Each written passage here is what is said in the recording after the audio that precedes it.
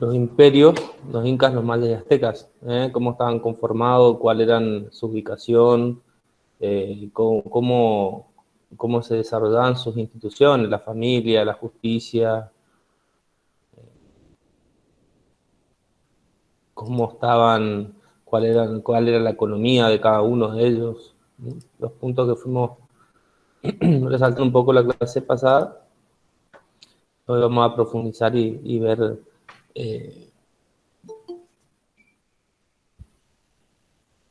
bien focalizado a cada uno.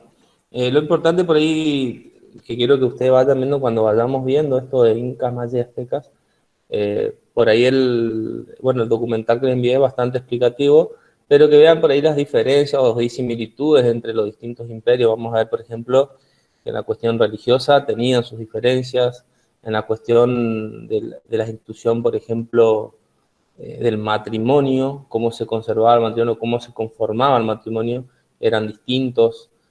Ahora cuando vayamos viendo uno por uno, en forma comparativa, se van a ir dando cuenta de esto. La idea que era que busquen o lo analicen en forma individual, para que cuando vayamos viendo en la clase vayamos notando estas diferencias.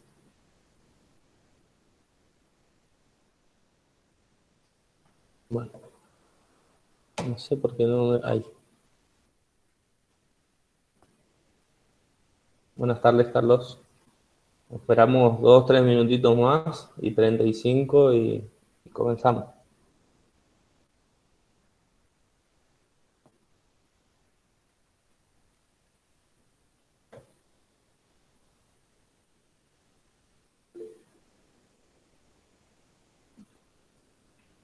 Bueno, le preguntaba justo a los chicos si pudieron ver un poco el material que les envié, más el documental. Hoy les voy a dar también, les voy a dar para que tengan un material que les va a servir para el estudio, más que nada porque es un compendio, una suerte de resumen o de guía, más que resumen, para el estudio. Les va a servir mucho para esta parte. Bueno, siguen ingresando, esperamos unos segunditos.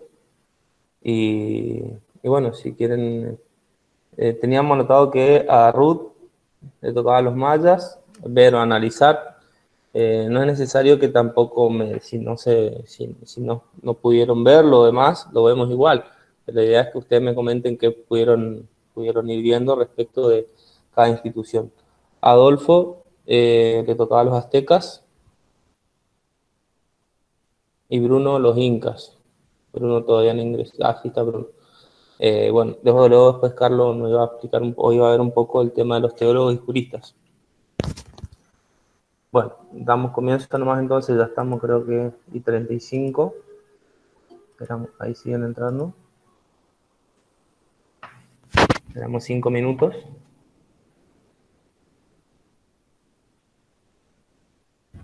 Ruth, si querés comenzar, ¿a qué pudiste ver de los incas o de explicarme a ver más o menos de qué, en dónde se ubicaban?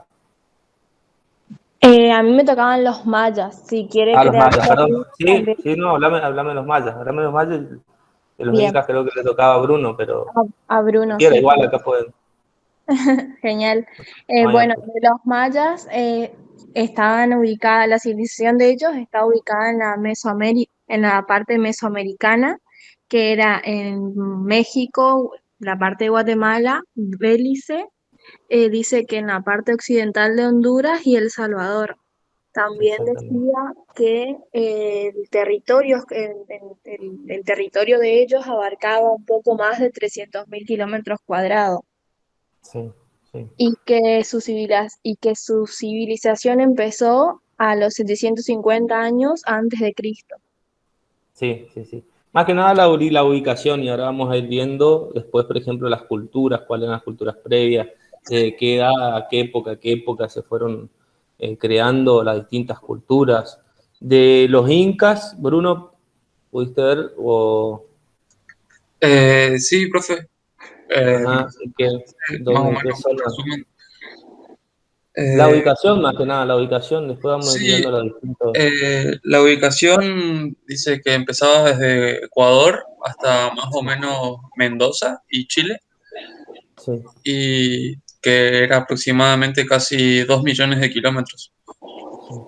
Fíjense la gran diferencia de territorio de expansión que había con los mayas. ¿Eh? Y luego le tocaba a los aztecas, a Adolfo. Sí, profe, estoy acá. ¿Qué tal? Buenas tardes. ¿Cómo te va?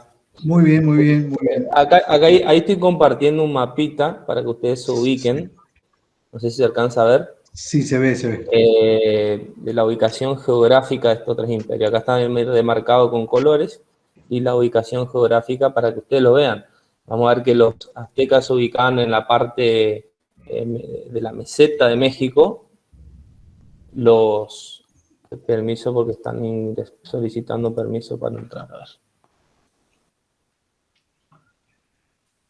Bueno, vuelvo a compartir. Los incas, como recién estuvo diciendo Bruno, se ubicaban en lo que era Mendoza, Bolivia y demás, donde actualmente se encuentran los restos religiosos en Machu Picchu, si alguno habrá viajado, capaz conoce, y los mayas, que se encontraban ya en la parte sur del México, compartiendo territorio geográfico con lo que es Honduras, Guatemala y demás. Yo este archivito igual, esta imagen se los voy a mandar en el grupo, así que no se preocupen. Y acá yo les fui armando para que ustedes lo tengan y lo vean, lo vayamos viendo, esta ubicación. Díganme si alcanzan a ver este PowerPoint. Sí, sí, se ve. ¿Se ve? Bueno, fíjense. Cuando hablamos entonces de esta ubicación, tengan en cuenta esto. Los incas, como decía Bruno, encontraban en lo que es las tierras ecuatorianas, ocupación parte de Chile y Argentina, y una ocupación casi de 2 millones de kilómetros cuadrados. Así, los mayas, como vimos en el mapita, se encontraría en el sur de México, tomando o formando parte también el imperio por el territorio guatemalteco o salvadoreño y Honduras. Y los aztecas ya en la meseta sería donde hoy en día sería la Ciudad de Dios, la capital de México, que en aquel momento se denominaba Tenochtitlan. Es el centro. Este cuadro comparativo los voy compartiendo para que ustedes lo vean y se va a ir repitiendo. Incas, mayas y aztecas, ¿no? Para que se ubiquen. Dentro de las culturas previas, ¿cómo lograron ser imperio estas culturas? Porque no de un día para el otro, sino que estos fueron distintas culturas que se fueron sucediendo hasta llegar a formarse o establecerse como imperio. Fíjense, dentro de estas culturas previas, por ejemplo, de los incas, encontrábamos 3 culturas preincaicas. ¿Qué significa preincaicas? Antes de que se forme lo que se denominó el Inca. Ahora vamos a ver quién era el Inca y qué grado de jerarquía tenía en su cultura, ¿no? ¿Qué bases sociales? Estas 3 culturas sentaron distintas bases, que vamos a ver, sociales, políticas, económicas y cultural, y ahora vamos a ir analizando cada uno, cómo se conformaba la sociedad, la familia, la política, cuáles eran los estamentos sociales, cuáles eran las clases sociales, cómo se sostenía la economía del imperio incaico, y en cuanto a la cultura también cómo se desarrollaba.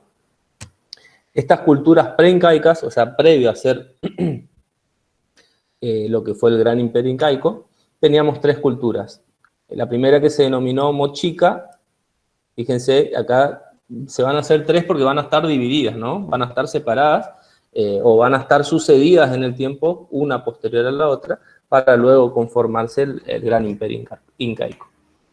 Iba a estar ubicada al norte de Perú. La economía, ¿cómo se iba a basar esta cultura? A través del maíz, papa, maní. Esto que son los frutos o los productos que se utilizaban para el cultivo, vamos a ver que se va a ir prácticamente repitiendo en los 3 imperios, ¿no? Porque no va a haber, de cierta forma, una gran diferencia entre uno y otro, salvo por ahí, por ejemplo, con los aztecas, que van a tener, por su ubicación geográfica, van a tener mucho más salida al mar, como lo vimos, al estar en la colita o en la unión entre América del Norte y América del Sur. Entonces, al tener mucho más salida del mar, por ahí van a tener otras actividades como ser la pesca, como una cultura o un mecanismo cotidiano para la economía. Pero en sí, en cuanto a la economía, ambos se basaban en el cultivo de maíz, papa, maní.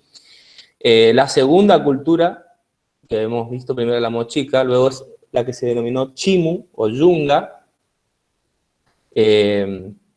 Esta se ubicó en la misma zona que la anterior cultura que habíamos mencionado. Nada más que acá comenzaron ya a desarrollar lo que se denominó la metalurgia, o sea, la utilización de los materiales. Fíjense, ¿qué materiales? El oro, la plata, el bronce y el cobre. Si ustedes quieren preguntarme algo o agregar algo que hayan visto en el documental, sería bueno para que lo compartamos con los compañeros. No hay problema, ustedes me interrumpen y seguimos viendo. ¿Me escuchan? Porque yo comparto pantalla y no veo por ahí la... Sí, Sí, profe. profe, se escucha Sí, bien. profe. Sí, profe. Fíjense, a ver, bueno, y como tercer cultura dijimos que eran tres, la cultura tiahuanaco, que acá ya vamos a ver que estaba más destinado a lo que era la vida religiosa, era un centro religioso. Esto va a estar, va a tener este nombre Tiahuanaco porque va a ser el nombre que se le va a otorgar por ser de yacimientos arqueológicos existentes en ese lugar, en Tiahuanaco.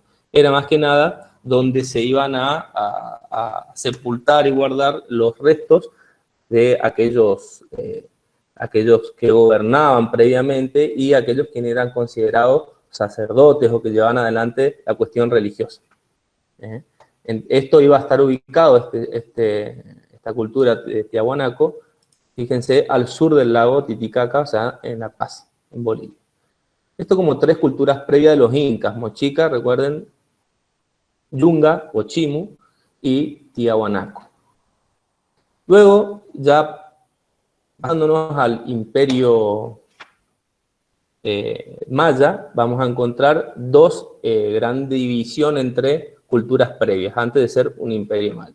Se van a dividir en dos épocas de tiempo, más que nada. Primera época, lo que se denominó Imperio Antiguo, del siglo IV al siglo X, se va a extender por México, Guatemala, Honduras, como fuimos viendo en la imagen que les mostré en el mapa, y la segunda cultura se va a denominar Imperio Nuevo, que va a ser, fíjense, continuado del siglo X al siglo XV, que ahí ya sí se iba a centralizar solamente en la península de México. O sea, iba a realizar una migración hacia el norte y ubicarse en la península de Yucatán, México, o sea, en la colita de México.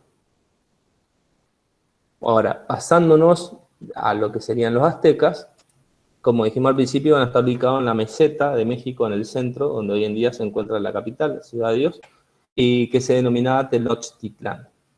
Acá vamos a ver que van a haber distintos periodos, así como vimos los aztecas, distintos periodos de este imperio, ¿no? Para lograr ser el gran imperio azteca. El primer periodo se va a denominar Culturas Medias del Valle, va a estar desde el siglo I al siglo 600 después de Cristo. Segundo periodo, los toltecas clásicos o clásica, del 600 al 1000. Fíjense que esto se va a ir sucediendo, o sea, es la misma sociedad, el mismo imperio que va a ir renombrándose o va a ir teniendo distintos gobernantes, ¿no? Tercer periodo, lo que se van a denominar los chichimecas o toltecas clásicos, fíjense, del 1000 al 1300, y el cuarto periodo ya denominado los aztecas, que es donde va a estar centralizado, ahora vamos a ver, en la cabeza del gobernador, quien va a llevar adelante las riendas del imperio y que va a llevar a que se va a lograr que se conozca el imperio en su mismo esplendor, ¿no? Como imperio azteca. Esperen un segundito porque están entrando. Tengo que aceptar.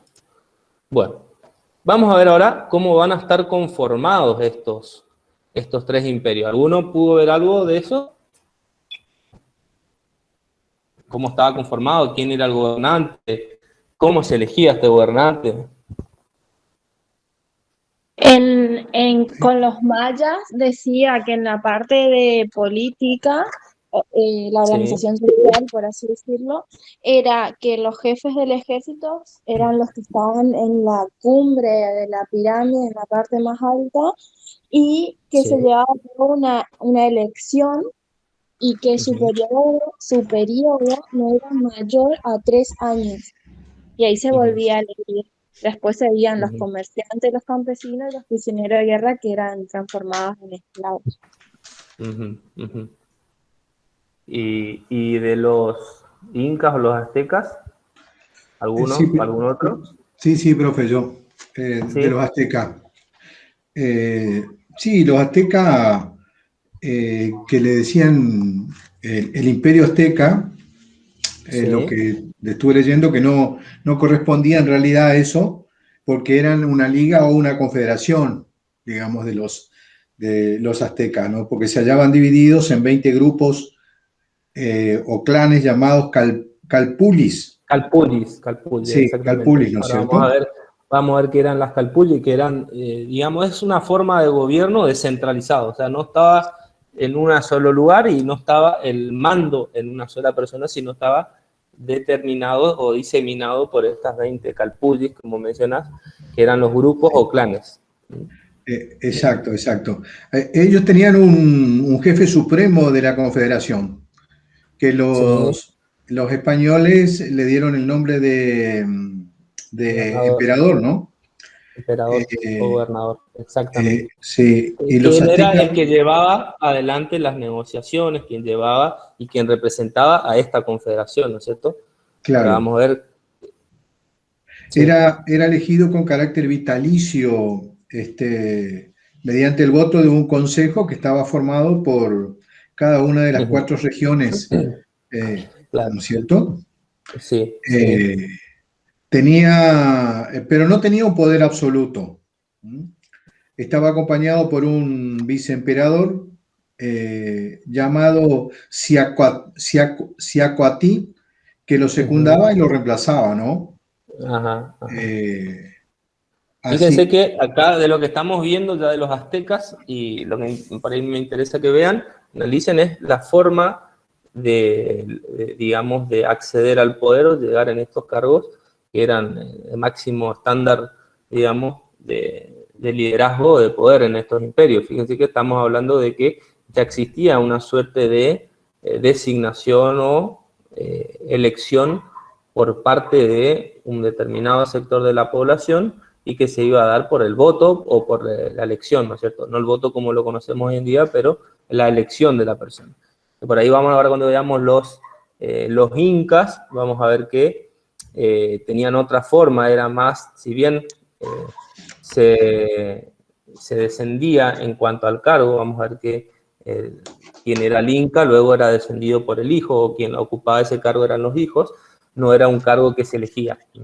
Por eso es importante que veamos esta comparación de cómo se conformaba el gobierno entre uno y otro. Por ahí en algunos sí se establecía un modo de elección, en otros era un sistema hereditario.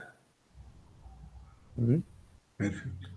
Fíjense acá en el gobierno, cuando hablamos del Inca, estaba gobernado por Atahualpa, era un estado organizado. Fíjense que esto fue también algo que cautivó a los españoles cuando vinieron a colonizar. ¿Qué significa Inca? Para que ustedes lo vean, significa caudillo o jefe. Y este Inca era denominado a quién? A la clase gobernante. Ahora vamos a ver quién integraba a esa clase gobernante. Estaba obviamente en cabeza de esa clase gobernante, quien era el jefe supremo, era Atahualpa. Este imperio incaico también estaba dividido, como vimos, recién estuvimos viendo respecto a las calpullis, en los aztecas y demás, en los incas estaban divididos en 4 regiones. Acá están los nombres, si quieren los vamos analizando, son medio complicados los nombres, pero es más que nada que ustedes tengan en consideración que no era una unidad de gobierno, no estaba eso todo centralizado en un lugar, sino era, como dijimos anterior, un gobierno organizado. Estaban divididos en 4 regiones, denominadas Chinchaysuyo, Antisuyo, Colasuyo, vamos a ver ahora, y Cuntisuyo. todas las 4 regiones unidas, era lo que se llamaba Tahuantinsuyo, que significaba o significa en la lengua quechua, que era la lengua que se hablaba y se hablaba en el imperio, significaba imperio de las 4 regiones. Como dijimos, el Inca, o sea, la clase gobernante, y en cabeza de Atahualpa, era el jefe absoluto de este imperio de las 4 regiones, si bien cada región tenía su gobernante. Así como lo fuimos mencionando los aztecas, que ahora vamos a ver de vuelta, cada región tenía su gobernante. Ahora vamos a ver cómo se denominaba, que se denominaba Apo. Entonces, este Inca, que era el jefe absoluto de estas 4 regiones, tenía distintos poderes a su alcance. El de poder civil, o sea, decidir sobre las cuestiones de la población, poder político, tomar las decisiones del imperio, poder administrativo, militar, elegir quiénes se desempeñaban en este poder, y también religioso. Ahora vamos a ver por qué religioso, porque estos estamentos sociales de la clase alta estaban muy vinculados con la nobleza, referido con la religión. Vamos a ver que lo que eran los sacerdotes o la clase religiosa, quienes se desempeñaban en este ámbito religioso, eran considerados de la clase alta en aquel momento. Dijimos entonces que era una conformación de 4 regiones. Dentro de cada región estaba gobernada por un gobernador, que se denominó Apo. Fíjense, por eso es que se denominaba que era un conjunto de regiones, 4 regiones en particular. Y acá vamos a ver también cómo se mantenía la sangre. Fíjense que hoy hablamos de un sistema de elección, fíjense acá el Inca. El Inca, por ejemplo, para mantener pura la sangre de su linaje real, ¿qué hacía? Se casaba con su hermana, que se denomina la Colla, cuando mencionan la Colla, era la hermana del Inca, y era la reina. ¿Por qué se casaban? Justamente para mantener el linaje real. Eso no indicaba que no tenga otras mujeres, o sea, era un sistema no monogámico, sino poligámico, donde podía tener este gobernante varias mujeres, pero se casaba exclusivamente con la mujer para poder continuar con el linaje real, ¿no? Y sus otras mujeres tenían otros nombres, las que no eran la hermana, que se denominaban pares. Esto para que veamos cómo se va estableciendo la descendencia del mando, ¿no? Que ahora vamos a ver, por ejemplo, que en los aztecas estaba prohibido esta unión entre familiares, a distinción de lo que estamos viendo recién con los incas.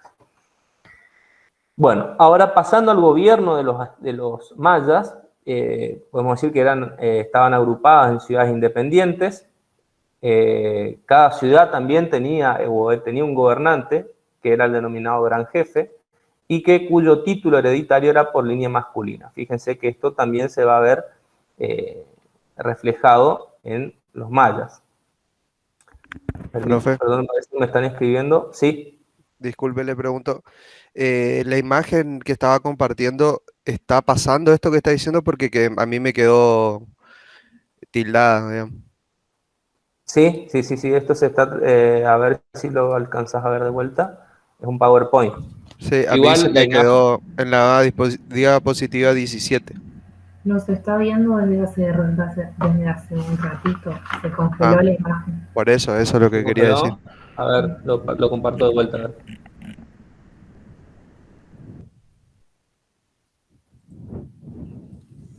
Igual no se preocupen, yo este archivo se los voy a mandar al grupo. Pero sí me interesa que ustedes vayan viendo para ir viendo esta distinción entre los 3. A ver.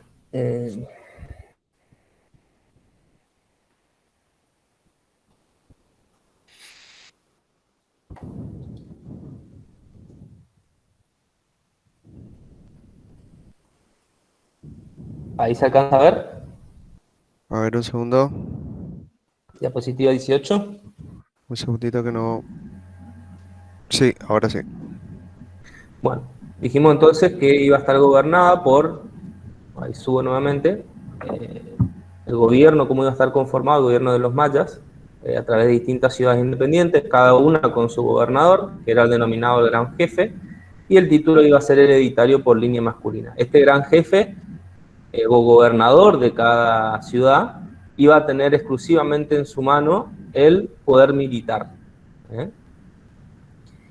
Y los aztecas, como dijo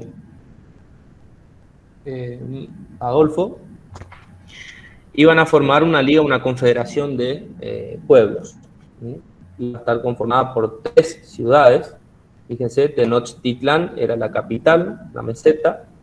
Luego iba a estar conformado por 2 ciudades más, Texcoco y Tlacopan. Y en esta capital que mencionamos, que era Tenochtitlán, iba a estar el jefe supremo, como dijo también Adolfo, o llamado emperador por los españoles. ¿Quién es el que iba a llevar adelante todas las tratativas, las negociaciones, los conflictos bélicos en el momento que se llevó adelante la conquista? En ese lugar, en esa meseta de México, lo que se denominó Tenochtitlán, era el asiento de las actividades políticas y militares, era donde estaba el mando del imperio azteca. Y ese jefe, como también lo mencionamos anteriormente, iba a ser elegido con carácter vitalicio mediante el voto de un consejo.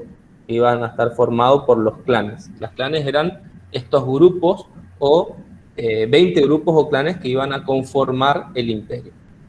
Ahora vamos a ver cómo estos grupos, como dijimos, se llamaban calpullis, y a la vez cada grupo tenía su organización interna. Fíjense, por eso que hablamos que calpulli va a tener su jefe, sus funcionarios, sus guerreros, sus costumbres. Y esto a la vez van a designar en el gran emperador esta facultad de representarlos como el imperio humano. Imperio azteca. Existía lo que se denominó un gran consejo, que iban a ser electos personas puntuales de cada calpulli, que iban a tener y que le iban a representar. Este gran consejo iba a ser el que iba a elegir luego a el gran emperador, que va a representar a el imperio todo. Ahora, pasando a la sociedad, esto de las clases sociales. Fíjense, esto se va a repetir en los 3 imperios, entre los incas, mayas y aztecas. ¿Cómo iba a estar estandarizado? ¿Cómo iba a estar sectorizado estas clases sociales en los imperios? Vamos a encontrar la nobleza, respecto de los incas, iba a estar la familia del inca, como dijimos hoy, la clase gobernante, la clase noble, y los altos funcionarios. Los sacerdotes, generalmente iba a ser un pariente del inca, iba a ser alguien que tenía afinidad sanguínea con el inca o con la clase gobernante, y que iba a tener a su cargo el culto. Vamos a ver, por ejemplo, Purik. El Purik, que se denominó en los incas, era como, para que ustedes lo entiendan, es la clase media. Es la clase media de este imperio. ¿Quién iba a ser la clase media? Los Purik iban a ser los hombres que iban a tener a cargo la tierra, el ganado o las tareas industriales, aquellos que lleven adelante el comercio, por ejemplo. Ahora vamos a ver, no en los incas, sino iba a estar más puntualizado en los aztecas el comercio, y ahora vamos a ver cómo. Pero esta entonces iba a ser la clase media o lo que se denominó Purik. Los yanacones eran los esclavos. Para transformándolo a nuestro lenguaje serían los esclavos. Eran las clases sirvientes. ¿Y qué esclavos? ¿Cómo se iban a llegar a ser esclavos? Vamos a ver que o podían ser por personas o pueblos que se habían rebelado contra el Inca, contra la clase gobernante, contra Atahualpa, o individuos que cometieron delitos graves y que por cometer esos delitos los han convertido en esclavos. Díganme si voy muy rápido o si no queda claro algo, porque yo al compartir la pantalla no los veo. No, está bien, profe. Está bien, profe, pero hay un poquito de interferencia, se ve que hay algunos micrófonos abiertos. A ver. Ahora, ahí parece que... Igual, pueden bloquearlo si ustedes quieren preguntar algo. O Pablo, veo que me levantaste la mano, por ahí me querés preguntar algo. No, profe, la levanté hoy y parece que quedó ahí. Bueno. Sí, lo que pasa es que yo al compartir la pantalla no los veo a ustedes. Por ahí desactivan el micrófono y me hablan, entonces yo los escucho. Bueno. Si me levantan la mano por ahí no lo veo al compartir la pantalla. Volvemos. Esta distinción entre clases sociales, nobleza, sacerdote, purik y anaconas, es más o menos lo que se va a replicar en los otros imperios. Que vamos a ver que la clase alta, clase media y clase baja, con sus distintos nombres o distintas designaciones, obviamente, por el lenguaje. Pasando ahora de los incas a los mayas, vamos a ver que la nobleza también va a estar conformada por los funcionarios y familiares. El pueblo, nuevamente, quienes se iban a dedicar a la agricultura, arquitectura, la caza, la pesca. Fíjense que acá entra esta cuestión que les mencioné, esta cuestión geográfica que iba a estar aún más ubicado frente al mar o sobre las costas del mar. Y los comerciantes, que iban a tener determinados privilegios. Ahora vamos a ver cómo llevaban adelante el comercio, que se juntaban en determinadas plazas que se establecían para ese fin, para el comercio o lo que se denominaba el trueque. Y como tercer clase social, dentro de los mayas, los esclavos, que también eran prisioneros de guerra o ladrones, y los sublevados o quienes eran rebeldes al imperio o a la clase gobernante. Pasando ya a los aztecas. Profe, ¿Sí? le pregunto algo. Sí. Yanaconas, ¿sí? Clase sirviente y Sí. esclavos, ¿cuál era la diferencia? La diferencia es en el lenguaje, en el lenguaje que se utiliza de cada imperio. Recuerden que cuando hablamos de los incas se va a hablar la lengua quechua. Esto, Yanaconas, en lengua quechua significa clase sirviente o esclavo. O sea, esto es una aclaración nada más. Justamente el nombre varía por esa situación. Está bien. Por el lenguaje. Por ser el maya, unos mayas y otros incas. Claro, claro. Entonces, a ver, parece que alguien más está queriendo ingresar.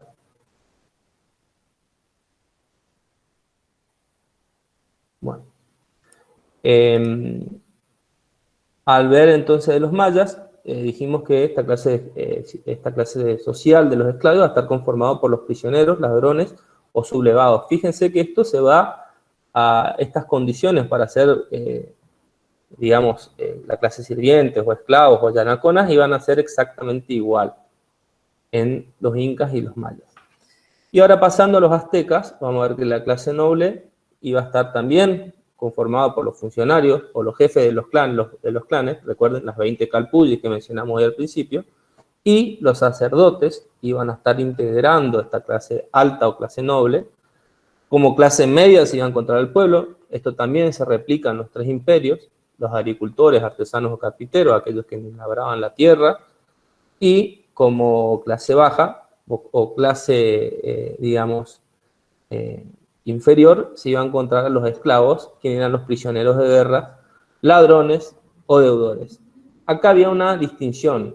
Esperen, porque parece que siguen ingresando. Profe. Sí. Perdón. Dentro de la clase superior, sí, de los aztecas, también estaban los guerreros, porque eran una clase especial, digamos, los guerreros también. Los guerreros y los propietarios, ¿no? Exactamente, por eso todavía no entré en porque ahora vamos a ver cómo estaba conformado militarmente o cómo se denominaba esa institución. Pero sí, es correcto lo que estás aseverando, Adolfo, creo que era, o Carlos. Sí, bueno. Profe, Adolfo. Bueno. Fíjense que acá esta clase de sirviente o los esclavos, en la situación de los mayas, de los aztecas, perdón, sí van a poder recuperar la libertad, y ahora vamos a ver bajo qué condiciones, qué ciertas condiciones.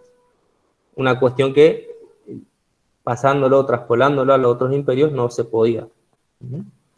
Y ahora sí, vamos a entrar en las instituciones, vamos a ver la familia, la justicia, y cómo estaban conformadas estas familias.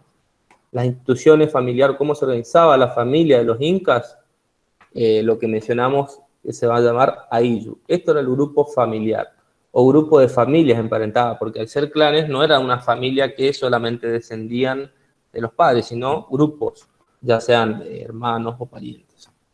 Y este grupo de Ayllu, o este grupo, digamos, familiar, va a estar denominado con distintos nombres dependiendo de la cantidad de integrantes que tenga ese grupo familiar. Fíjense, la autoridad, o sea, quien iba a representar este grupo familiar, este Ayllu, iba a tener el nombre o la designación del curaca, y que iba a representar a esta Ayllu. Esto iba a tener distintos nombres, se iban a establecer por en orden decenal, o sea, cada 10, una réplica de 10 o más familias iban a tener distintos nombres. La conformación familiar de 10 familias donde estaban unidas en este clan se iba a llamar Chunca, 100 familias iba a tener este nombre, Pachanca, 1000 familias, Huaranca. Acá en esto, el Inca, o sea, la clase noble, en particular Atahualpa, iba a tener su propio ayllus, su propia familia.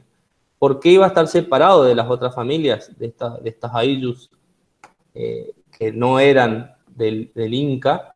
Porque esto acá se iba a respetar lo que mencionábamos hoy, que se casaban con la hermana para mantener vivo el linaje real. Entonces, al fallecer, fíjense, el sucesor, si fallecía el hijo, porque esto se heredaba también a línea masculina, si fallecía el hijo, se formaba un nuevo ayllus, porque no tenía un sucesor. Entonces, el padre que tuvo un hijo que era el Inca y haya fallecido el hijo, si luego, posteriormente al fallecimiento de ese hijo, no tenía otro hijo, quedaba y se tenía que formar un nuevo ayllus real con un nuevo representante de este grupo de familias, separándose así del padre, ¿no?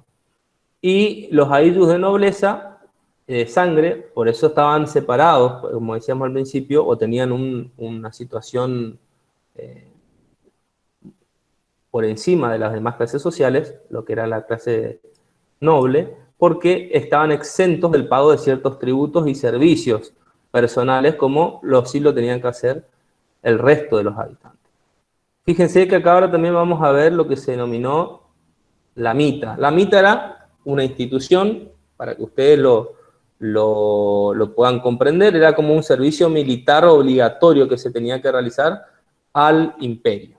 Fíjense, era un servicio personal que realizaba quien, obviamente la clase noble no lo iba a hacer, porque se encontraba exento, como dijimos al principio, pero que la clase media debía prestar anualmente al Estado.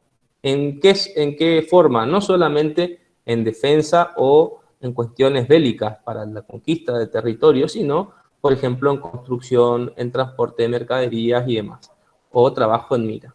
Esto era, entonces, un trabajo que se llevaba, que era obligatorio, y se llevaba adelante en contraprestación del imperio, de la clase noble. El ejército, ¿quiénes conformaban el ejército? Esto vamos a ver que también se va a replicar en los tres imperios. Obviamente, quienes manejaban o dirigían el ejército iban a ser la clase noble, no la clase media, ni mucho menos la clase yanaconas o los esclavos. Este ejército, entonces, los oficiales que iban a ser, como lo dije recién, lo fui mencionando, la clase noble, el contingente general, o sea, quienes iban a batallar y demás, se iban a ser reclutados de las ayllus, de este grupo familiar o estos grupos parentales, que a la vez era obligatoria en la mita, como mencionamos hoy, como institución, como un símil servicio obligatorio. Y en la educación también era limitado. ¿A quién se le impartía la educación? Solamente a la clase de la noble, los clases noble, o los hijos de la clase noble, y se les iba a enseñar la lengua, astronomía, política, historia y religión. Recuerden que cuando hablamos de los incas también se utilizaba la lengua quechua. Ahora vamos a ver, por ejemplo, que los mayas tenían otro sistema de comunicación.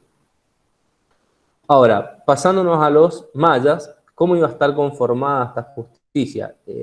La justicia, fíjense acá a ver una distinción. En ese sentido, eran muy rigurosos en la sanción de los delitos. Vamos a ver que existía una diferente gradación. Se paró de nuevo. ¿Se paró? Sí, quedó en diapositiva 30. No, a ver. No sé si es mi internet o...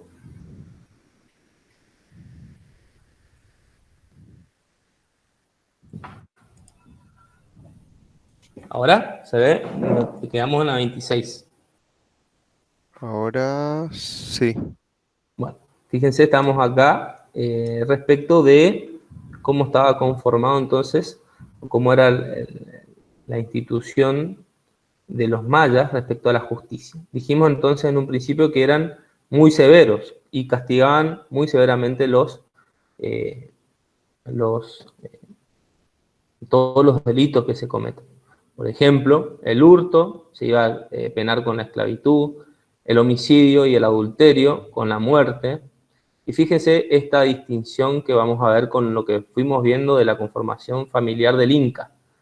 La familia respecto a los mayas, fíjense, va a ser monogámica y esta unidad matrimonial iba a estar sumamente protegida. A diferencia, como vimos, de los incas, que el inca podía tener varias mujeres, una de ellas la colla, que iba a ser la hermana, y las demás mujeres que se denominaban payes.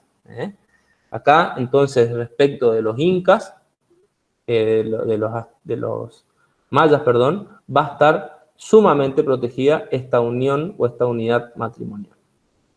Y que va a ser, como dijimos, monogámica, solamente de esta unión de estas dos personas. Ahora, no se casaban entre parientes cercanos, fíjense, otra distinción con los incas. Por eso justamente iba a ser tan protegida esta unión.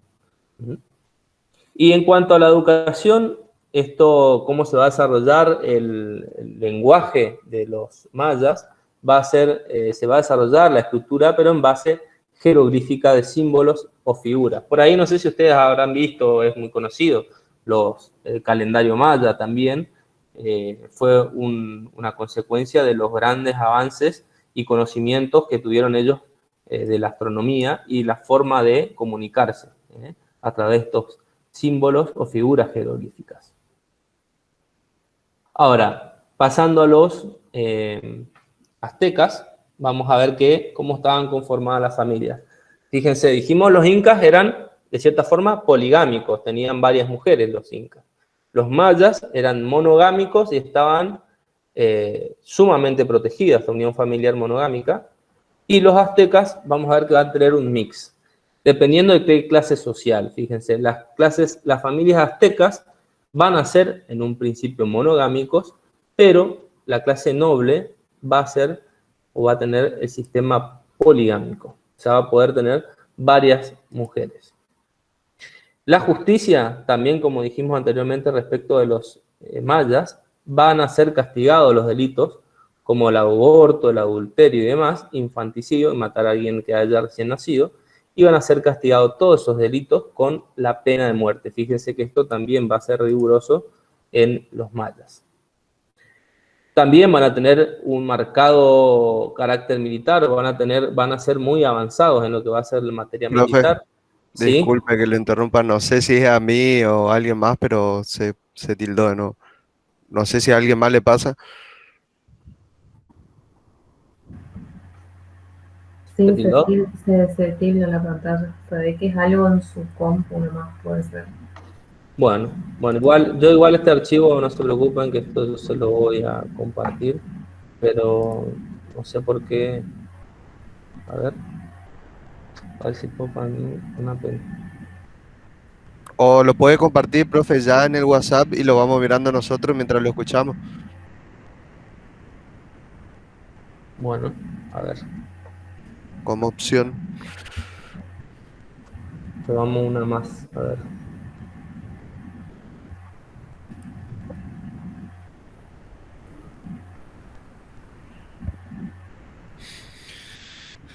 Bueno, ahí se alcanza a ver la religión que damos. Sí. Bueno, dijimos, sí. Sí, no, que 1 o 2 diapositivas antes, 3 diapositivas, 4 se había quedado parado, pero bueno. Quedamos en la familia de los aztecas, la nobleza era poligámica y lo anterior no entendí lo que dijo. Sí, los aztecas, recuerden, en cuanto a la familia, los incas eran poligámicos, dijimos que tenía la mujer que era la hermana para continuar el linaje real, que era la colla, y las demás mujeres que se denominaban payes, eran entonces, por ende, poligámicos. Los mayas eran monogámicos y donde estaba sumamente protegida esta unión familiar, y los aztecas, dependiendo de qué clase social, iban a hacer un mix. aquellos que no eran la clase noble iban a ser monogámicos y la clase noble sí iba a ser poligámica. Fíjense que vamos a tener entonces en los 3 imperios la división o la distinción. Incas van a ser poligámicos, mayas monogámicos y aztecas, dependiendo de qué clase social, van a ser monogámicos o poligámicos. Esta diferencia también lo vamos a ver en la religión. Fíjense que los incas van a ser monoteístas, o sea, van a creer en un solo Dios. Si bien van a adorar otras cuestiones, van a considerar a solo como Dios a un solo ente superior o eterno, creador de lo existente. Fíjense que la luna y el sol también eran venerados y los sacrificios humanos eran una excepción. ¿Por qué lo pongo como excepción? Porque ahora vamos a ver que en otros imperios, como van a ser los aztecas, van a ser más común los mayas, perdón, van a ser más común estos sacrificios. ¿Se me escucha? Sí, se escucha. Sí, profe. Bueno. Sí, profe, sí. Sí, profe. La religión ahora, pasándonos, dijimos entonces, los incas monoteístas, si bien tenían otras creencias como el sol y la luna, pero creían en un solo Dios supremo. Los mayas van a ser politeístas. ¿Qué significa esto? Que van a creer en distintos dioses, o dioses en un mismo nivel. Un dios creador del mundo, un dios creador de la muerte, la divinidad de la lluvia. Fíjense, a la lluvia a quienes se le van a ofrecer diversos ritos o sacrificios humanos. Acá yo creo que, a ver si me deja, lo tenía abierto para mostrarle. No sé si se alcanza a ver esto. Alguno por ahí, si capaz alguno viajó a México, Sí, se ve. conoció. Esto es lo que se llaman los cenotes, que son muy famosos en México. Hay cenotes que son a cielo cubierto, digamos, que son cerrados, para que uno pueda nadar y demás, y hay cenotes que se llaman a cielo descubierto. Este es un cenote donde se realizaban, por ejemplo, estos sacrificios humanos que mencionamos. Se los tiraban a estas fosas a las personas que hayan cometido crímenes o delitos, o aquellas personas que nacían también con alguna malformación de nacimiento. Como sacrificio, como mencionábamos hoy, al dios de la lluvia, para que a través del dios de la lluvia pueda mejorar la producción y cosecha del imperio. Bueno, esto lo busqué más que nada para ejemplificar. Dijimos entonces que estos mayas iban a ser politeístas, dios de la muerte, de la lluvia, y los aztecas, vamos a ver que también, así como vimos en la conformación familiar, en la familia, también en la religión van a tener un mix. Van a ser monoteístas en un principio, pero luego se van a ir cediendo, se van a ir transformando a un politeísmo, que también van a realizar sacrificios humanos como actividades del culto, como sacrificios o ofrendas para los dioses. En este caso iba a ser realizado por los sacerdotes. Ahora, en la economía, esto que hablamos en un principio de la agricultura respecto a qué se cosechaba, maíz, papa, poroto y demás, van a ser prácticamente igual en los tres imperios. Por eso lo vamos pasando. Igual yo esto se los mando para que ustedes los tengan. Vamos a ver que, por ejemplo, además de eso, los incas iban a estar también bastante abocados a las artesanías a través del cultivo de algodón, la nana vicuña, que la vicuña es como un ciervo prácticamente, que se ubica en la zona donde está ubicado geográficamente, estaban ubicados los incas. La metalurgia, como dijimos en un principio, recuerdan el tercer periodo o el tercer cultura previa, que iban a explotar, iban a desarrollar la labor con la plata o los metales, el oro, el cobre y el estaño. Y la arquitectura. Acá la arquitectura va a ser muy importante para los incas. Acá ellos van a tener, de cierta forma, un buen sentido, o van a ser muy avanzados en esta cuestión de lo que se denominan las fortalezas de los puentes o caminos. Fíjense que si ustedes ven, hay también documentales y demás de de lo que es el Machu Picchu, van a ver que tiene todo un sistema de riego, tiene todo un sistema que era muy avanzado en aquella cuestión referida a la arquitectura para esos tiempos, ¿no es cierto? Los sistemas de escalonado, de cómo se utilizaban para la siembra y el cultivo.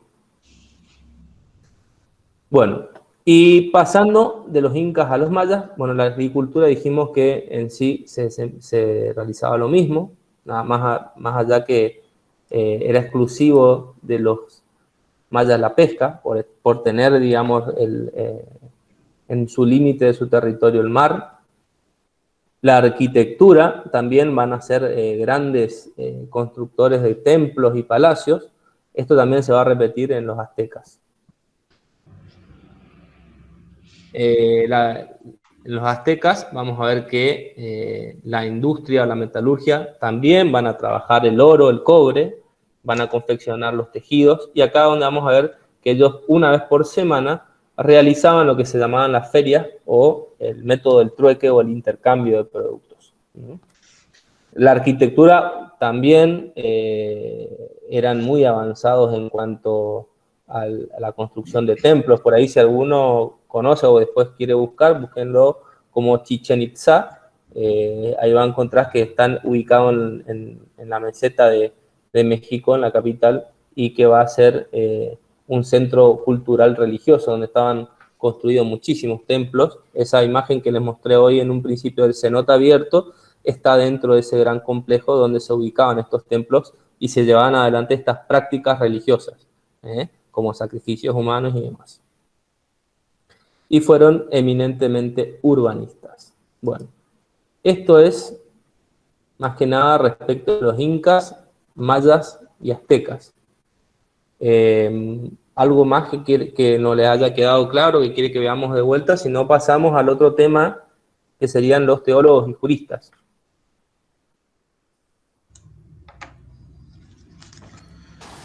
Profe, ¿Sí? sí, una pregunta. Sí. En cuanto a los aztecas, de la religión, digamos, Sí. ¿por qué primero empezaron siendo monoteístas y después se volcaron a ser politeístas? ¿Por qué razones? Recordemos que esto hablamos del transcurso del tiempo y del imperio, no siempre a través de los gobernantes, no siempre fue el mismo gobernante. Y eso también implicaba que, recuerden que, como dijimos en un principio, la religión estaba íntimamente relacionada con la clase noble, con la clase gobernante. Por eso es que al cambiar los gobernantes se decidió cambiar también este criterio de adorar, por ejemplo, como hacían los aztecas, al dios del sol, dios también al dios de la luna.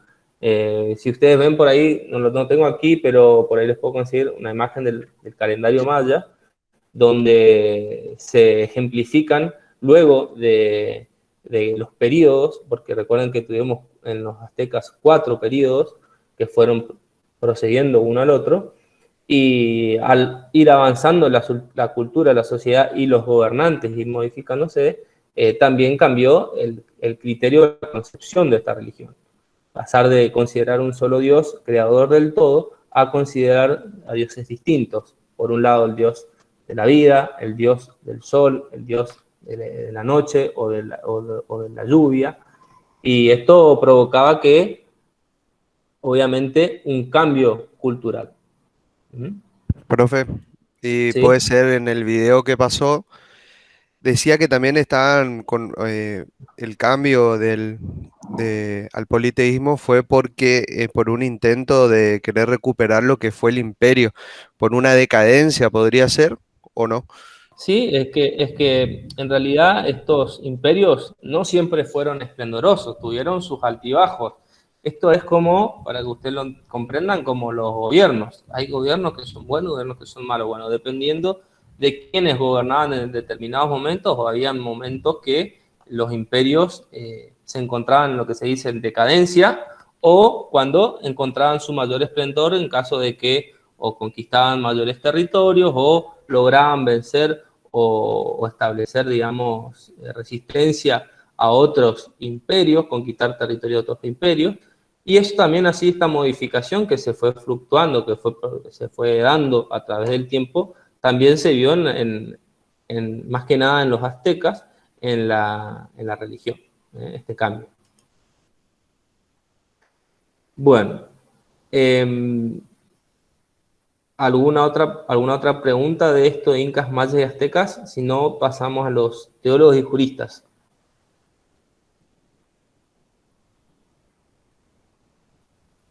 Ninguna, profe.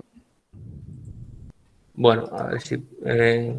Carlos, creo que vos habías visto algo de los teólogos y juristas que podés comentarnos, si pudiste verlo. Sí, bueno, en cuanto a, por ahí, indagando un poco más o menos rápido en el e-learning, por ahí, Sí. no me quedó muy claro en qué autor exactamente estaba esta parte, pero bueno, yo por ahí, siendo sincero, Sí. por ahí googleé en otro lado, y lo que más o menos me sale entre común, digamos, entre todas las páginas o Esto lo van a PDF. ubicar en Tahuantinsuyo y lo van a encontrar. Sí, pero decime. Bueno, lo que más o menos me sale en común, que está todo relacionado a esto, en varias por ahí páginas o sitios web que hablan sobre este tema, es la ley de Burgos de 1512, que bueno, que más o menos, por ahí resumiéndolo, daba a entender como que el virrey Fernando II trata de invocar a los teólogos y juristas al reino para más tratar de regularizar y de restringir los labores de los indígenas.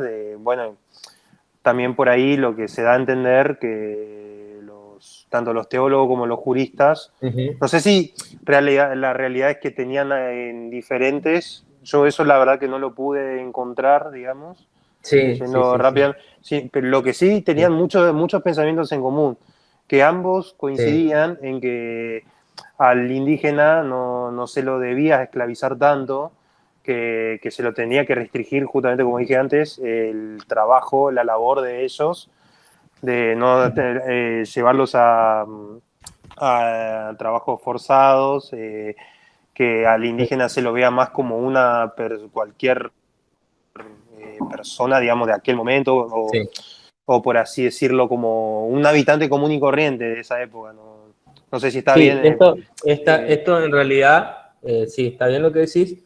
Vamos a ver que estas dos corrientes, los teólogos por un lado, que es la teoría teocrática, o los juristas, que son los cesaristas, van a tener ciertas diferencias en cuanto a la concepción del indígena.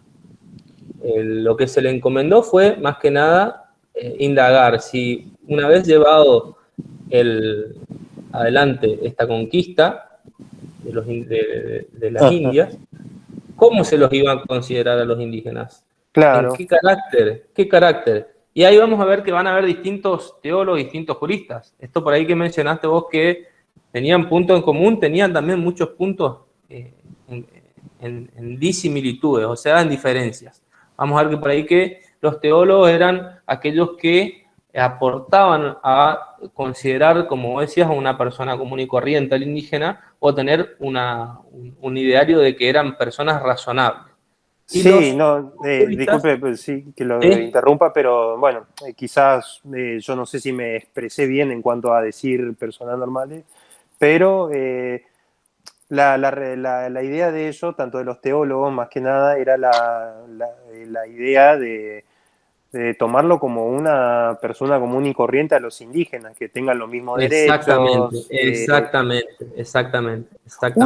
Profe, que yo justamente acá, que me llama un poco la atención en cuanto al PDF que estoy leyendo, que es que es de España, de la ley de Burgos, que, bueno, aparte, como yo había dicho antes, que el de Felipe, no es Fernando II, el rey, Sí, sí, sí. Bueno, se lo trajo justamente a los juristas y a los teólogos para discutir acerca de estos temas. De esta cuestión, exactamente. Claro, una que me llamó particularmente la atención fue que uno de los teólogos tuvo la idea de trasladarlos a los indígenas para que vivan cerca del rey, digamos, para así poder controlarlo mejor en cuanto a los trabajos que hacían. Exactamente, exactamente. Pero porque Sí, vamos sí. a ver que dentro de los teólogos obviamente habían distintos autores, dentro de los juristas también. Y hay, por ejemplo, autores que establecían que dentro de los juristas, por ejemplo, ahora vamos a ver alguno en particular, establecían que hasta la condición del indígena, por el solo hecho de nacer indígena, Sí, estaba sumergido en lo que se denomina una esclavitud natural. O sea, por ser sí. indígena y tener una condición social inferior al español, nacía ya como esclavo. ¿Entiendes? Sí, sí, Y sí. esto va a variar, por eso vamos a ver ahora. Los teólogos que vos mencionaste, la corriente teocrática o los teólogos, eran aquellos que tenían una mirada mayor, más humanitaria respecto de los indígenas. Que fue Claro. justamente la que triunfó luego en cuanto a la consideración de cómo se tenía que tratar a los indios en la conquista. Si bien igual hubieron avasallamientos y masacres y demás, pero existían aún autores de la parte cesarista o de los juristas que establecían un criterio más duro todavía contra los indígenas. ¿Sí? ¿Quería decir algo? Bueno, ahora yo estaba buscando, pero no lo puedo encontrar porque es un artículo larguísimo, pero una que, bueno, ahora justamente, disculpe, pero no me recuerdo bien si eran los teólogos o los juristas, que ellos tenían una idea de que, por así decirlo, el día de mañana, cuando se vuelva, se lleva a cabo las ideas que ellos tenían de tratárselo al indigente como una persona común y corriente, con derechos y etcétera. Sí, sí. Ellos tenían la obligación de explicárselos a ellos, una vez tratado como tal, de las problemáticas que estaba pasando en el mundo actual, de que si ellos cómo vivirían, qué problemática, qué crisis, de las crisis, exacto, de todos esos. Sí, más que nada también adaptarlo que nada a cómo se vive el mundo y qué era lo que lo rodeaba. Y rodeaba. recuerden que el mayor conflicto fue ¿cuál? Que fue el objeto el objeto central y mediante el cual se otorgó, como vimos en la clase pasada, a través de las bulas, por el poder, digamos, el poder de la iglesia, a través de los reyes, se otorgó el poder de cristianizar o llevar adelante la religión. Exactamente. Sí, ¿Entienden? Sí. Entonces, ahí va a estar el mayor conflicto en donde se iba a chocar estas dos culturas. Una cultura que va a venir a implantar una religión y a culturas que tenían su propia religión. Sí, ¿Entienden? sí. Entonces, esta cuestión es la que también busca zanjar o busca, digamos, limar asperezas estas dos corrientes. ¿Cómo se llevaba adelante este plan de cristianización o evangelización? Y cómo, en base a eso, cómo se los consideraba a los indígenas. Si eran personas, qué pasaba si el indígena no se quería convertir al cristianismo, cómo se actuaba consecuentemente, todas esas cuestiones. Ahora yo le voy a compartir, a ver si yo tengo algunos autores, para que vayamos viendo estas dos corrientes de los teólogos y los juristas. A ver, dice que se me cerró.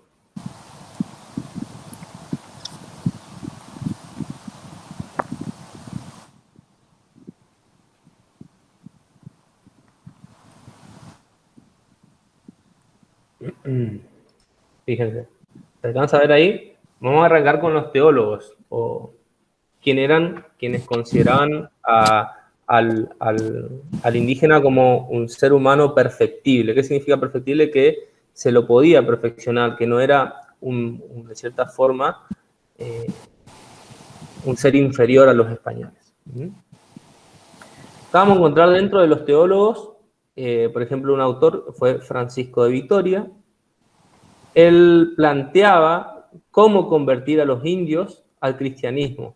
y va a estudiar en sí la capacidad racional. Fíjense que él va a advertir entonces que el indio, el indígena, es un ser racional. Lo va a equiparar en ese sentido a un pie de igualdad con los españoles. Pero a la vez va a dividir en lo que él denominó títulos legítimos e ilegítimos. Vamos a ver que son títulos legítimos para él, era lo que se debía realizar con el indígena, o el derecho que tenían frente al indígena. Y los títulos ilegítimos, lo que él consideraba que estaba mal que se haga o que se considere en esta evangelización. Acá en títulos legítimos, no sé si se alcanza a ver, porque es medio chica la letra, pero por ahí yo se los leo. Títulos legítimos él denominó ius peregrinandi, ius predicandi, se los resumo. Ius peregrinandi es el derecho a peregrinar, que significa a transmitir la religión. De los españoles, llevar adelante el cristianismo o comunicarse esa religión o la evangelización a los indígenas. Él decía que entonces era un justo título, un título legítimo, predicar esta religión, justamente porque fue el objetivo principal de esto, ¿no?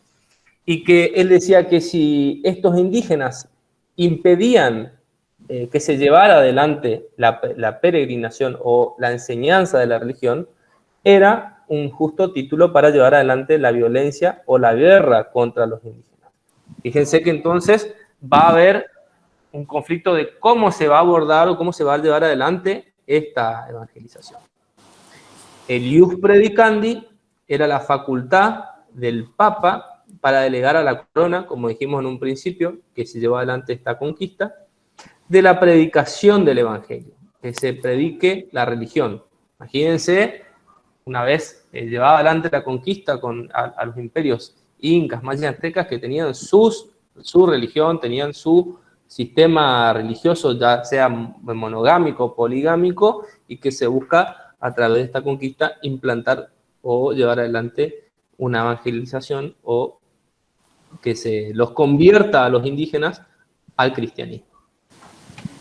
Esto va a sostener que, de cierta forma, ¿cuál va a ser el justificativo que va a decir Francisco de Vitoria respecto a qué va a justificar que lleven adelante la predicación o que en caso de que se nieguen los indígenas poder llevar adelante la guerra, la violencia, va a ser justificado porque él decía que en estos pueblos o en estos pueblos indígenas se violaban principios del derecho natural, como por ejemplo el derecho a la vida, porque se llevaban adelante sacrificios. Entonces decían que las religiones que tenían aquí los indígenas era contra el derecho natural, de llevar, por ejemplo, realizar sacrificios, como dijimos anteriormente, que realizaban los aztecas.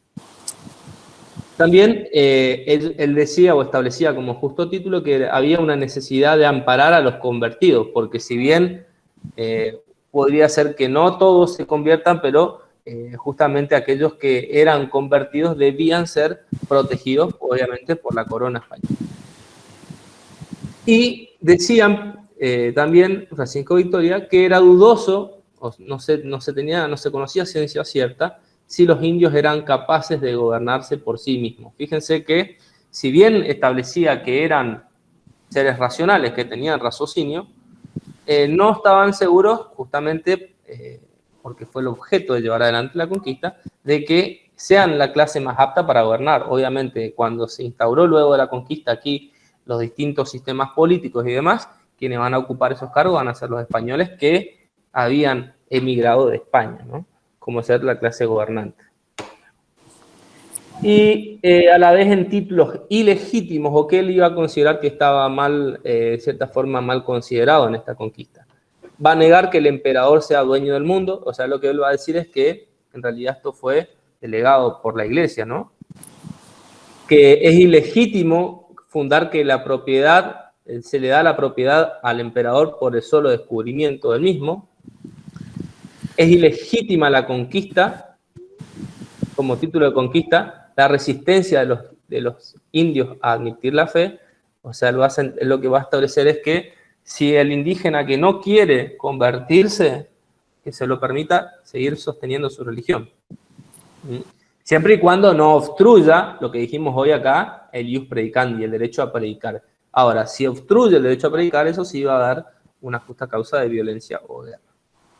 También era ilegítimo para él justificar la conquista en que los indios eran pecadores, porque algunos decían, bueno, los indios por solo ser indios son un ser inferior, no tienen raciocinio, son seres pecadores porque realizan, por ejemplo, sacrificios en su cultura, y él decía que no era justo calificar esto como un motivo para llevar adelante la conquista contra los indios, porque en ese sentido los españoles también cometían pecados, si bien no del mismo, no se podía considerar respecto al sacrificio, pero otros tipos de pecados. Para lo que eran los ojos de la religión católica, ¿no? Y por último, él va a rechazar el argumento de la donación de Dios, porque él va a decir que de cierta forma no estaba, si bien era una donación pontífica, como vimos de las bulas papales que realizó a la corona, no iba a estar dentro de esas bulas esta facultad.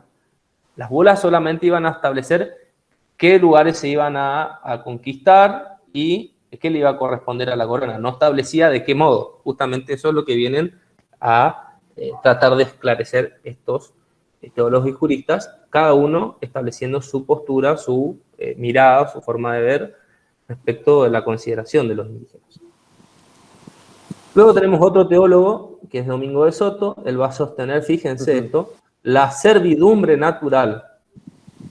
Lo va a considerar directamente a los indígenas como una persona, ni siquiera, o sí una persona, pero en un grado menor que los españoles, obviamente, y que las va a considerar como personas ignorantes.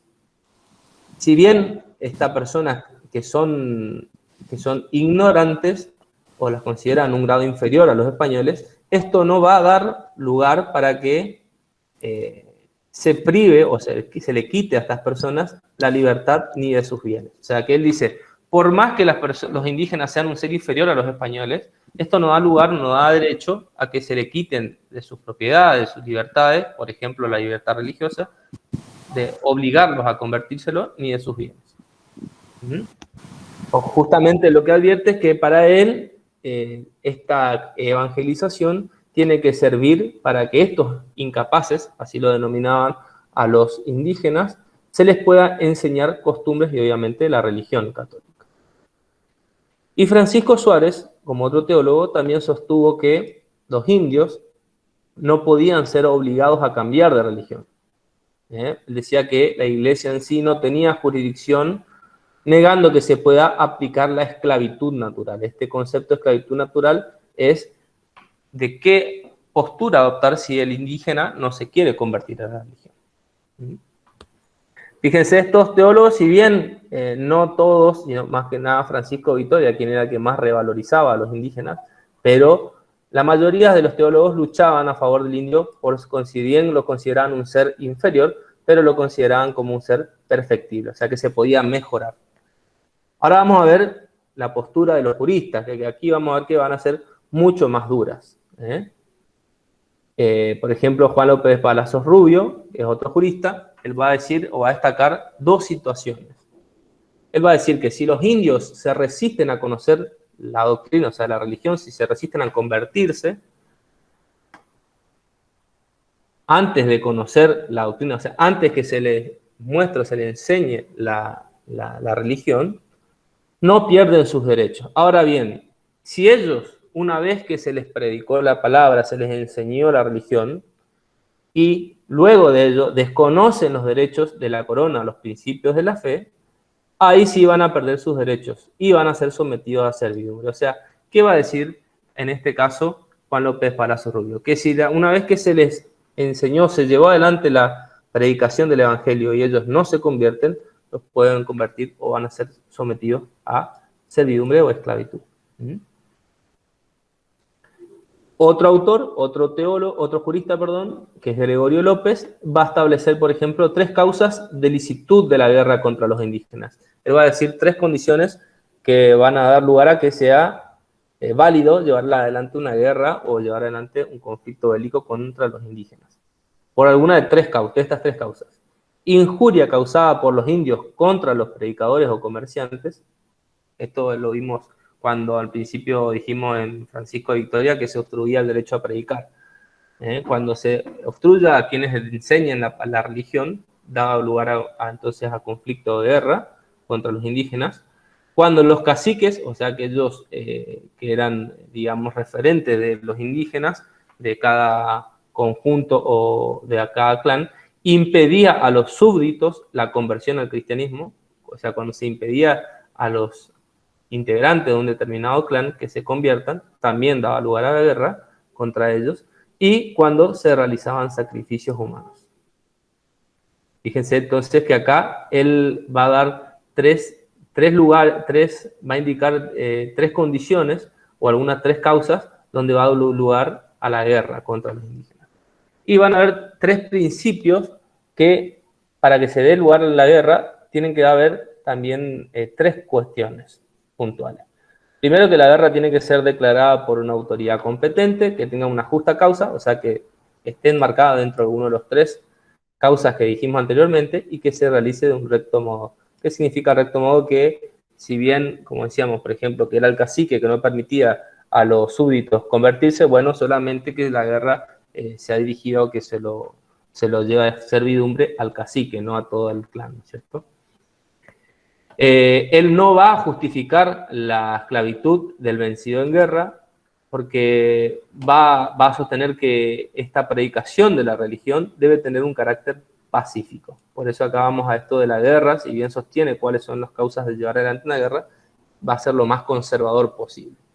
Y por último, podemos hablar de Juan Ginés de Sepúlveda, quien por ahí era el más extremo dentro de los juristas, y quien va a tener una postura mucho más dura contra los indígenas. Fíjense que él va a decir que ni siquiera son personas, sino que son considerados animales.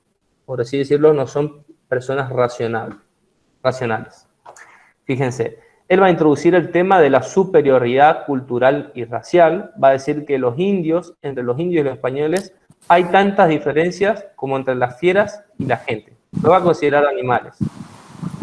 Y va a hablar del estado de servidumbre natural, que era lo que mencionábamos en un principio. Por el solo hecho de nacer indígena, van a ser esclavos. Para él, fíjense, la guerra es un medio lícito para que los indígenas o los bárbaros se incorporen a la civilización. Acá él ni siquiera va a dar causales, como vimos anteriormente, sino que en caso de cualquier caso que se denieguen y demás, no como anteriormente vimos que permitían la libertad de religión y demás, hay que obligarlos.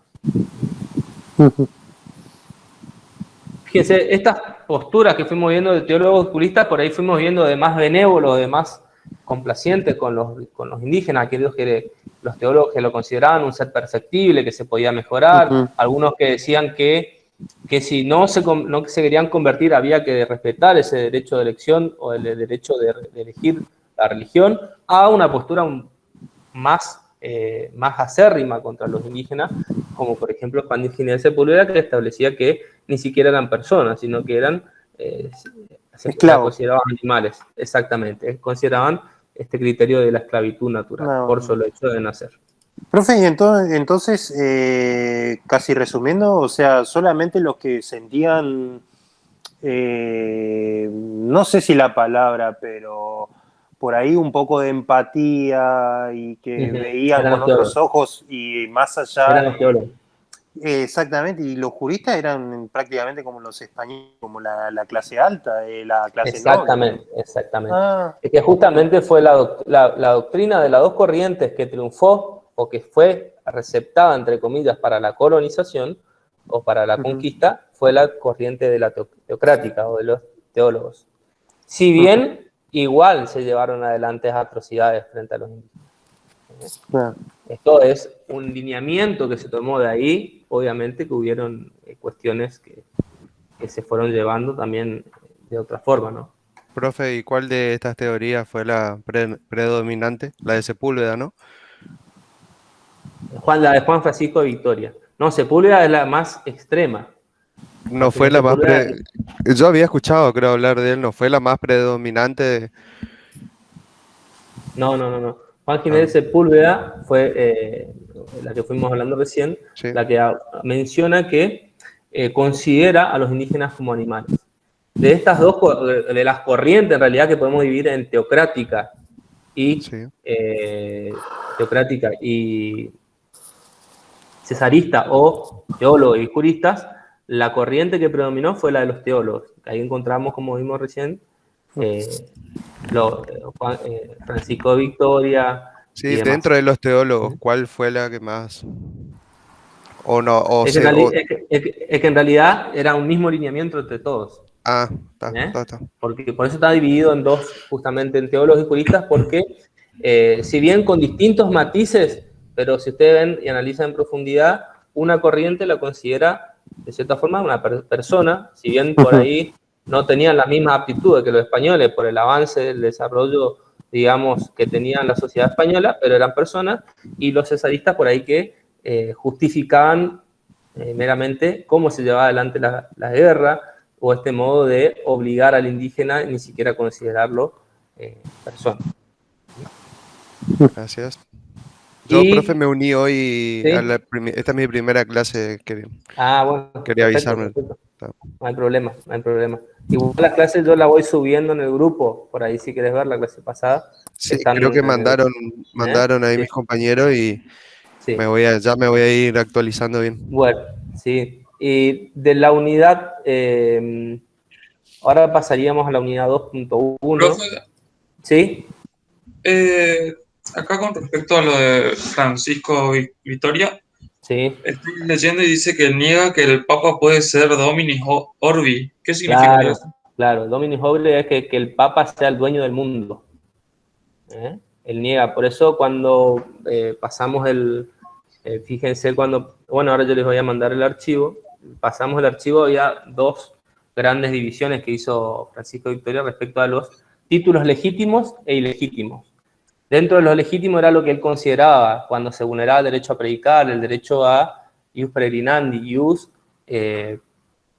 predicandi, o el derecho a predicar, y por otro lado lo que él consideraba como títulos ilegítimos, lo que él consideraba que no era correcto. No era correcto que se considere que se podía colonizar a los españoles a los indígenas porque eran pecadores, y él consideraba que no era así porque los españoles también eran pecadores. Él consideraba que esta conquista de la religión, si bien estaba dada por la bula papal, no estaba establecido el cómo. El cómo, esa es la cuestión de cómo se llevaba adelante, si se los obligaba o no, pese a ellos no querer convertirse a la religión. Por eso es que él dice que en este sentido no era el dueño del mundo referida a esta cuestión el Papa, porque no podía en un documento que eran las bulas, donde se estableció que le correspondía conquistar a los españoles, si bien se establecía la conquista, no se establecía el cómo. Y en eso, para él, no estaba correcto que se los obligue, y él sienta lo que denominamos o vimos hoy, dentro de los títulos ilegítimos, la libertad de religión. Si no se quieren convertir, él sostiene que se debe dejar que sigan profesando su propia religión. Bueno, y nos quedaría la unidad 2.1, que no creo que alcancemos a verlo porque ya estamos en horario, pero si no lo dejamos para la clase que viene. ¿Alguna duda de esto? A ver, vamos a dejar la unidad 2.1 para la clase que viene, pensé que íbamos a terminar, pero se demora un poco. Lo comparto nuevamente por ahí si quedó alguna duda de esto de los teólogos y juristas. No, ninguna, profe. De mi parte, por lo menos. No, profe, digamos. Sí, Bruno. En el módulo aparece el pensamiento de Juan Ginés de Sepúlveda como humanista. ¿Eso no importa? ¿Vendría siendo más o menos lo mismo que los juristas? Sí. Para separarlo después en el examen. Sí, por eso fíjense que acá vamos a hablar de humanistas o teólogos, también denominados, o juristas o cesaristas. Igual, Lo que pasa es que van a tener dos distinciones ustedes. Humanista es lo que van a considerarlo como personas o humanitarios a los indígenas, y los que van a considerar que, además de la consideración respecto al indígena, van a decir quién es el que va a predominar en el orden, si el orden eclesiástico o el orden civil. ¿Quién va a mandar en esta situación de que cómo se los considera al indígena? ¿La religión o el rey? Entonces, en eso lo van a encontrar ustedes, por un lado, teólogos y juristas. Teólogos es aquellos que se establecían meramente en el orden eclesiástico, el orden de la religión, y los juristas, quienes se atenían meramente a la norma o a lo que establecía el rey. Por eso justamente se denominan juristas. Y acá, dentro de esta distinción de teólogos y juristas, fíjense, les comparto nuevamente lo que vimos hoy que me preguntaron de Francisco Victoria. Acá va él a hablar que rechaza el argumento de la donación de Dios, porque él dice que si bien se otorgó el derecho a la conquista, nunca se estableció cómo. Va a establecer justamente esto de la libertad religiosa del indígena, que si él no quiere convertirse, puede de cierta forma conservar su religión propia de su culto, digamos. ¿Alguna duda sobre esto? Igual yo esto lo comparto ahora en el grupo.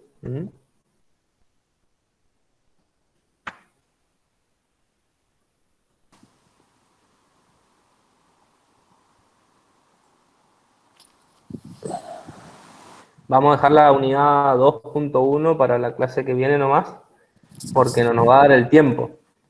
Si ya la vieron, mejor, la pueden profundizar aún más, y vamos a tratar de comenzar con, ya recuerden que íbamos a saltar a la unidad 5, unidad 5 que es época patria, unidad 6, perdón. Ahí vamos a ver la Revolución de Mayo, antecedente de la Revolución de Mayo. Profe, para la próxima clase, lo que había dicho en el grupo, entonces, que es la unidad 2.1, ¿de qué se trata? 2.1, la 2.1, ahí vamos a ver todos los puntos de esto de la conquista.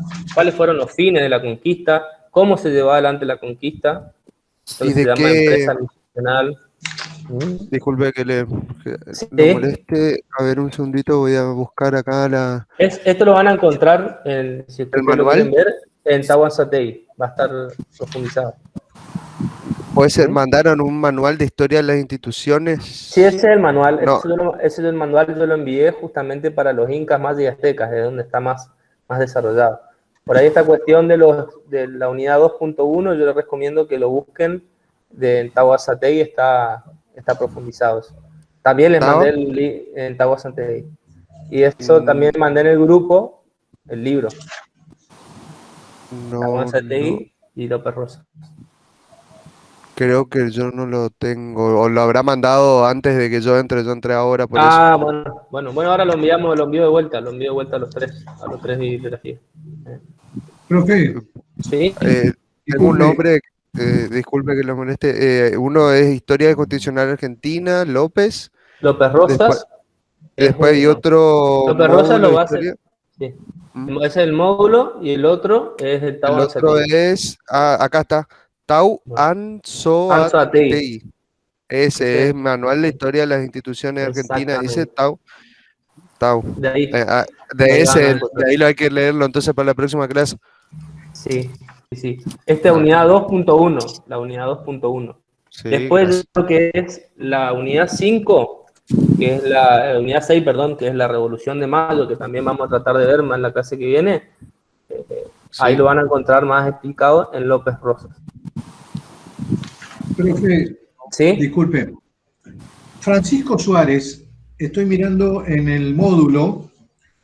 Sí. Está bien, seguramente estará en el de Tahuantinsuyo, pero sí, en el módulo no me aparece Francisco Suárez.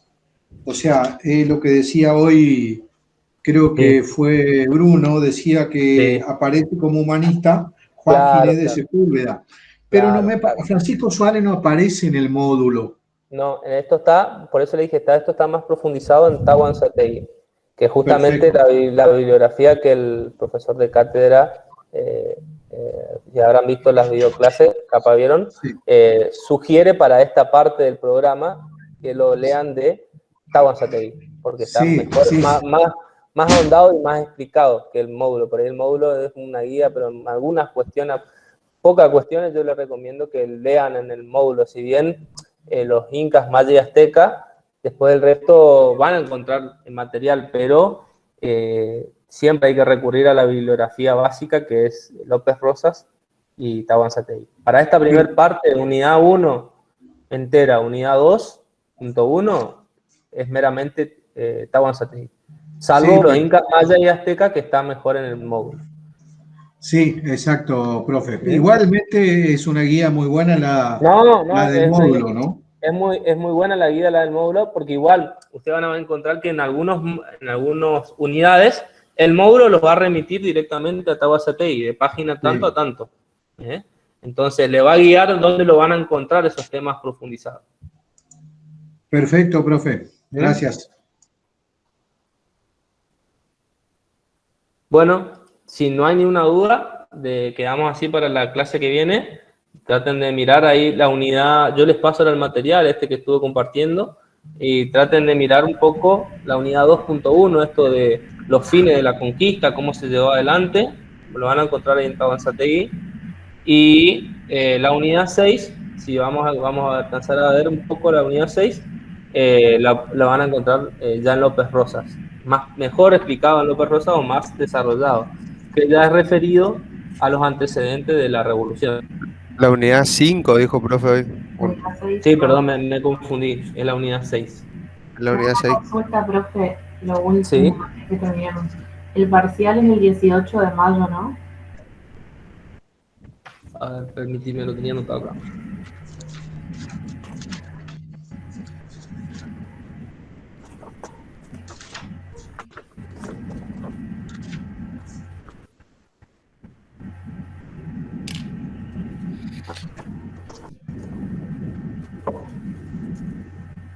Sí, parcial el 18 de mayo y recuperatorio es el 8 de junio. Buenísimo, perfecto. Tengo bien. ¿Sí? Por eso vamos a tratar de ir en este ritmo y ver si podemos dejar una clase de repaso para que ustedes puedan preguntar todas las dudas que tengan para el parcial antes de que tengan el parcial. ¿Mm?